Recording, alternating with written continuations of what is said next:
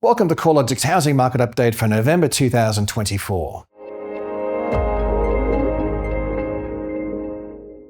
As we approach the end of the year, there's clear signs the housing market is losing momentum and conditions are becoming more diverse from region to region.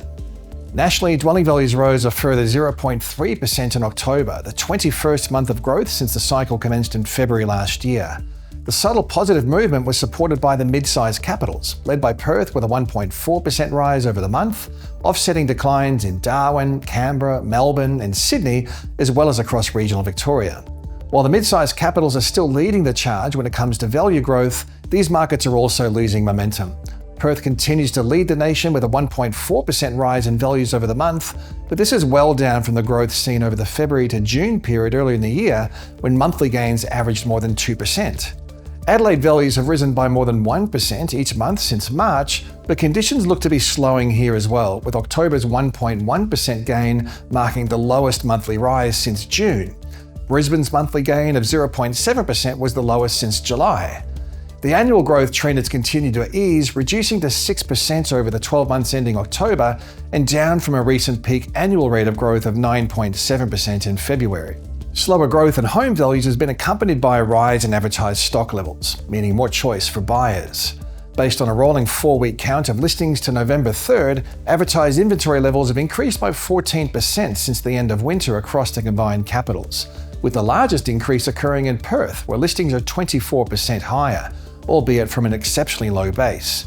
Total listings are now 12% above the previous 5-year average in Sydney and Melbourne, helping to explain the weaker conditions in these markets as buyers benefit from more choice and less urgency in their decision-making.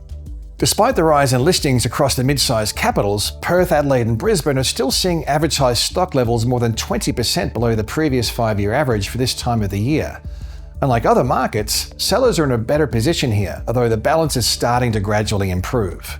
Alongside the rise in advertised supply, the number of home sales looks to be fading. Estimates for capital city sales over the 3 months ending October were down 7.5% from 3 months earlier and 1.6% lower than at the same time last year.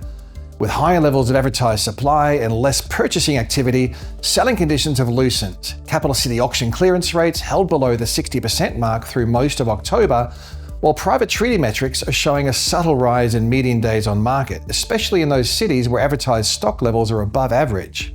Rental growth is also slowing down. Annual rental growth has dropped to 5.8% nationally, the smallest annual rise in the National Rental Index since the 12 months ending April of 2021. The easing in rental growth is good news for inflation, with rents comprising one of the largest weights within the CPI basket.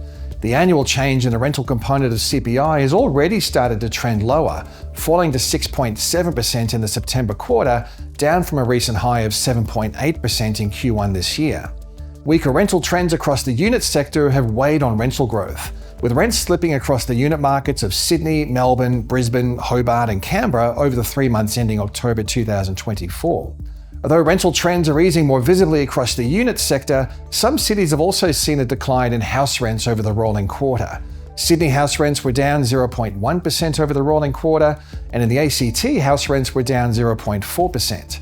Softening rental conditions are likely symptoms of slowing net overseas migration, which peaked through the first quarter of 2023, as well as changes in household formation, as the average household size gradually increases following its pandemic shrink. Brisbane remains one of the strongest housing markets around the country, but momentum is leaving the upswing. Dwelling values rose a further 0.7% in October to be 2.4% higher over the rolling quarter and 13% higher over the year. Only Perth and Adelaide have recorded a higher annual growth rate. The unit market continues to drive the strongest capital gains, with values increasing 1% in October, while house values rose by 0.7%. Similarly, the lower quartile of housing values has recorded a stronger growth outcome, with values up 3.9% over the past 3 months, while upper quartile values have increased by less than half that rate, up 1.8%. Rental conditions have leveled out over recent months, with Brisbane rents down 0.1% over the past 3 months. The housing outlook looks a little dimmer than it did a few months ago amid rising advertised stock levels, a slowdown in purchasing activity, and a clear loss of momentum in value growth. On the upside, there's a trend towards lower inflation, meaning a cut in interest rates is looking likely, potentially in the first quarter of next year, while labour markets are holding tight and low levels of newly built housing supply persist. Each of these factors should help to keep a floor under housing prices.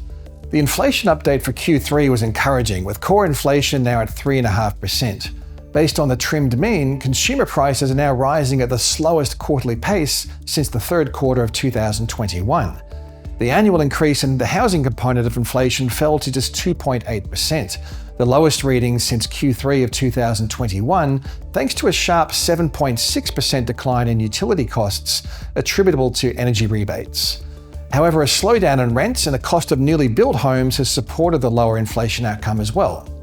The annual change in CPI rents at 6.7% is the lowest in 5 quarters, and it's likely to fall further given the downwards trend in advertised rents.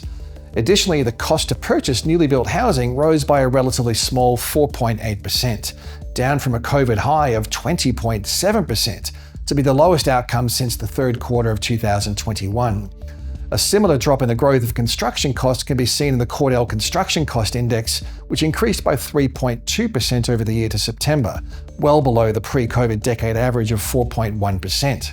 The weak trend in new housing construction looks entrenched, with dwelling approvals holding well below average. Commencements are trending lower and the number of dwellings under construction is diminishing. A material turnaround in residential construction activity over the coming year remains unlikely given feasibility challenges and tight labour supply. Supply-side policies aimed at improving project feasibility, such as funding infrastructure costs, are likely to be well received and should provide some immediacy in kickstarting shovel-ready projects. While the delivery of new housing supply remains insufficient, it's hard to see housing values move through any sort of a material downturn. On the downside, affordability challenges persist across most sectors of the Australian housing market. Economic activity is soft and households have largely drawn down their savings buffers built up through the pandemic.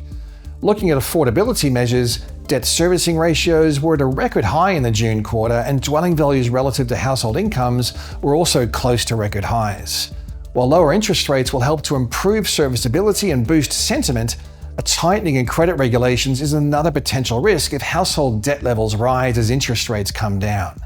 There's always plenty to keep on top of when it comes to housing trends and the factors that influence the market. As always, you can stay up to date via the research and news pages at the CoreLogic website.